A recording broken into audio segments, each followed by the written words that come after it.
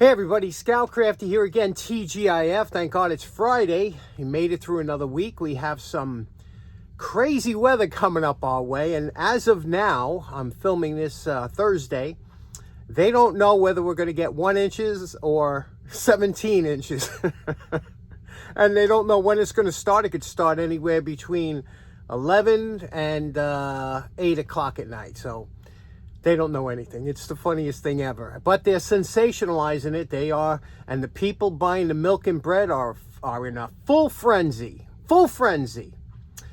Anyway, couple things to talk about today. First of all, I got a great email from our buddy Raw Bacon. Now, you know him in the comments. Been a friend of the show for a long time.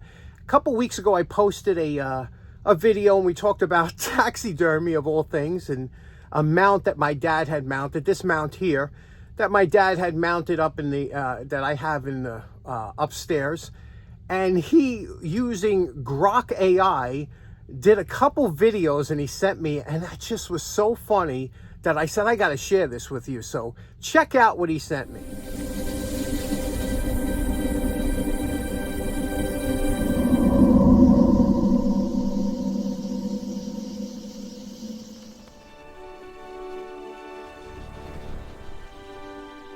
Don't be stingy with the 50-50. Now, wasn't that hilarious? And I have to tell you, we are living in such fantastic times right now when you think about it. Such fantastic times. And unfortunately, a lot of people don't realize it because it's all about perception. It's all about what you're looking at. And it's great times. And AI, it is advancing so much. Remember years ago, we used to be able to tell when a video was AI. You really can't do it now. It's very hard to tell when a video is AI. And in another year or so, forget it. You'll never be able to tell. Raw Bacon also just acquired an old vintage Ariens snowblower. And those old ones, you can't kill them. You know what I'm talking about. So he took a couple advertisements for the type of snowblower he just acquired, and he animated them using the Grok AI. Check that out.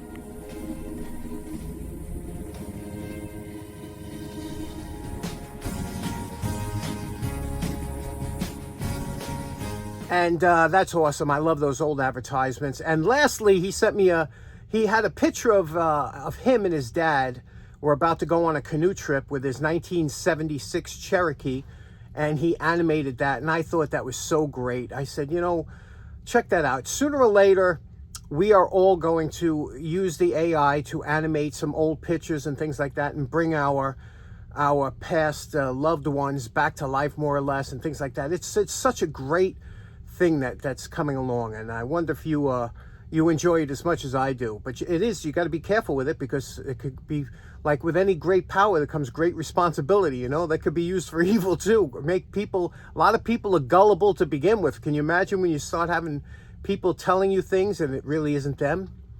So very interesting times we're living in. I hope you're enjoying it as much as I am. We got a couple things to get started today, so let's see what we could dig up and get started with. Okay, for today's first project, we have this awesome soldering iron I picked up. I think I picked it up at the Long Island Tool Meet. If I'm not mistaken, I'm not 100% sure. And it was very inexpensive. But these go for big dollar. For some reason, the larger soldering irons with the heavy wattage, they go for good money. These would be used typically for arts and craft projects. Like, you wouldn't use this to solder electronics. You could use this for roof or sheet metal or projects like that you needed a lot of heat, because this would, being that it's so large, it would hold a lot of heat, and when you touch the item, it wouldn't draw the heat out of the soldering iron, giving you a cold joint. This would keep the heat, and you could touch it against metal and it would melt the solder into the joint. Now, I don't know who makes this. Is that Vulcan? I can't even tell on there. It's hard to see. My eyes are shot. So first thing we're going to do, you can see the condition it's in. These are always fun to clean up. This here, I can see a little bit of tape was on here, which it's just an abrasion. It don't look bad. We'll retape that. but it's got that cloth cord, which is absolutely fine. First thing we're going to do is we're going to wire brush it and see if we can come up with some name on what this is. Okay, here's our post wire brush evaluation. Again, this was just done to read the name, and it is indeed a Vulcan. Now, I don't know if you could see this here, but it does say Vulcan. It has the wattage at 130 watts. Vulcan Electric Company. And I did a little research, and you can see they still, the prices on these, like I said, they're not cheap. You can see here, just a quick search on eBay. Also, happened to find out that my good buddy Dave, old Sneelock's Workshop, Dave did a full video on one that he has. So these things, like I said, they're round, but a lot of people don't do that kind of sheet metal work or tinning and things like that. That's what these are for. But we want to make this one nice and keep it as pretty much original, but make it nice. So this here is just a heating sleeve. It does nothing. So we'll take this down and make it nice. And the same thing here, you can see the tip. It is copper, and so it holds the heat, and it is what they call a chisel point. What we're going to do is we're going to try and clean this up. You see the wire brush did a nice job. We're going to make it nice, and then we'll take this here. Maybe we'll blue this again once it's we'll clean that up down here, and we'll polish out the handle, give it a test. I hope this works. I don't want to do all that work for nothing, right? Now, there's not really much to these, but just to make sure it does work, we got 118 volts coming into the house here. I'm going to plug this in. There we go. It's plugged in. Check the wattage, and 137 watts, right where it said it was, right? And then we'll just feel the tip here and see if it's warming up. And sure enough, it is warming up, because like I told you, now look, I have my hand over here. Because this has such a big piece of metal here that holds the heat, it also takes a couple seconds to warm up, because you're heating up that huge hunk of metal. So that's why it's like that, and that's why these are so popular for roofing and things like that, because you need that metal to hold the heat, so when you touch something, it don't draw it out. Okay, so we know it works. Let's finish it up. This is the most coarse belt that I have in the shop. We're going to take a look at how this does, and you can see it's not getting rid of the pits. It's just real deep, the pits. So I'm resorting to the angle grind, and we're going to do that for a while. Hopefully we'll get below the pits, and then we'll go back to the belt sand to smooth out the lines and make it very round again, that cylinder. Now, you know my favorite part. Remember what this Vulcan No.50 soldering iron looked like before we started. And we're calling this project done. Everybody loves a good before and after, right? And this one came out really nice. Let's take a look at what we did here. We cleaned this up. We blued this here. That's the way it was before. And I think this is just the way it looked when it came out of the factory, more or less, you know. Cleaned up the tips here, all the faces. Now, this has to be re-tinned before you use it. And that's where you heat it up, put it in flux, and then tin it with a solder. And then that'll, you know, you don't use a new soldering iron right away before tinning it. And the handle, we waxed it. We didn't do anything to it. Checked the cord. We did tape up the cord using Scotch 33 and cleaned it up. Everything's back in order, back in service. What a nice soldering iron. Vulcan No.50 in the can. Okay, we got a Friday bonus. A little quick secondary cleanup. I think this might have came from Mike's Dollar Table. I don't know.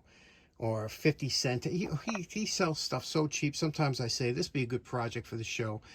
Again, we all have chisels like this around the house, and this one here, I don't think was ever used. I'm telling you, it looks new old stock. Let's give it a quick wire brush. Okay, here's our post wire brush evaluation. And look at this here. This is a Baltimore, USA, No.105, 5/8 chisel. Okay? And look at this. Now, it would be a sin to touch. This is the original finish. It is coated. There is some kind of plating on there, so a wire brush is all you need to do. However, look over here, okay? This is the original factory grind, where they run it across a big stone or probably a big belt. The problem is, you see this? It's very rough, right? And that's where your rust all starts. You always get rust in there because of the grooves and everything. If it was smooth, you wouldn't have the moisture and everything getting in there. So That's the only thing I'm not crazy about. I mean, other than that, it's beautiful. It's a beautiful chisel, but I don't like this. And we could do better, right? So what do you say we just hit this real quick? It takes 2 seconds to do. And you'll see what I'm talking about.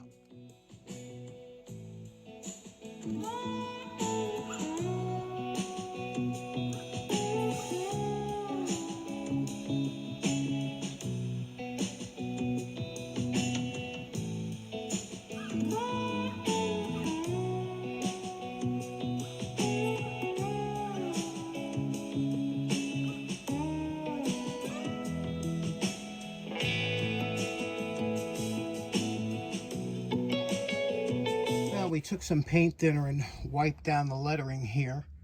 Okay, it's nice and deep, the lettering. Take your fingertip, a little red paint, and just get it all in that, like that, okay? And then all you have to do is take your rag that had the thinner on there and just wipe it gently, just leaving the red behind. Again, my favorite part, you know what this Baltimore chisel looked like before we started. And we're calling this project done. This was just a little cleanup, but look what we did here. First of all, there's the lettering. See how nice the lettering? When you get deep stamping like that, that's a dream. And why not fill it in with some color? It just really makes it pop. You can see what we did here. Look at this here now. And there's no more of that deep grind in there. And you wonder why we do that. Why do we polish our tools and everything? And why do we go through the trouble? Let me show you why, and why this is a superior finish. That's regular water here. Now I'm going to dip this in the water, okay? And watch what happens when I pour it out. Where's the water? There's a drop. Look. It don't hold water. And when it doesn't hold water, that's when you don't get rust and staining and things like that. So that's why we do it. Because when you polish, especially things that are prone to rust, the tips and everything, it's always a good idea to polish them out, because this way they'll last forever or much longer. So there we go, the Baltimore chisel in the can. What do you think about that? Okay, so in closing, we had some fun down the shop today. 2 quick projects we knocked out, and I just wanted to introduce you to an Instagram person that I'm following, and I thought maybe you'd enjoy following along. Her name is Taryn Smith. Now, this is on Instagram, not YouTube. If you're not a member, you can just go over there and follow Taryn Smith Movement. And what it is, it's a young girl, young woman from Nebraska. Now, if you don't know about Nebraska, it's a landlocked state here in the United States. There's no ocean anywhere around it, but she's rowing across solo rowing across the Atlantic. And it's amazing just to watch her and to see every day she posts a little bit of what's going on. So if you're interested, just go to Taryn Smith Movement and go down to the beginning and see when she started and follow there all the way up. It's really interesting. She only posts maybe a 30-second clip every day of what's going on. Really exciting. I always thought that was exciting, rowing across the Atlantic Ocean solo. And I love those boats. Those boats, they're 24 feet and self-riding. They have little cabins in them. They're just amazing, aren't they? That's cool. That is cool. Anyway, special thanks to Raw Bacon for sending those things in today. I hope you enjoy your weekend. I hope you don't get slammed like I'm supposed to with the snow. And we'll see you again on Monday. Take care now. Bye-bye. Don't be stingy with the 50-50.